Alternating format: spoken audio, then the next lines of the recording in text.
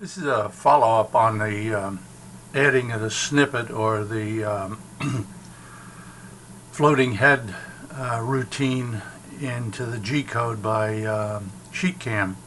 I'm finding that it doesn't add it where I particularly want it, and I'll explain why.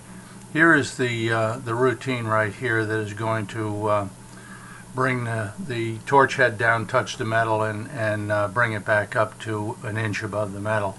It's really not in the right place because here it's starting where my torch is sitting to start this whole setup, and this is the first move where it is going to where it's going to start the first cut. This is where I really want the snippet to appear. So what I'm going to do is I'm going to highlight it, and I'm going to take it out with a Control X and a backspace, which will move that up, and I come down to here, and I really don't need this Z in there because it's also part of the snippet. So you hit a return, that opens it up, and you hit Control V and it puts it in there. Now see, this is putting it, it moves to its area where it's going to make the first cut. It does the home to find the metal, and then it sets it up to the purge height or the pierce height right here. And that's so it's right at the area where it's going to start the first cut. And we'll come down here to another. Here's the same idea. This is now another second cut, another piece that is going to cut, and here the snippet is where they put it, and you see the turn off the torch, the delay, and then it puts the Z up to the 1 inch, and then it does a homing again for the floating head torch to touch the metal, and that's not the place it wants to be, or it should be. So again, I'm going to highlight this.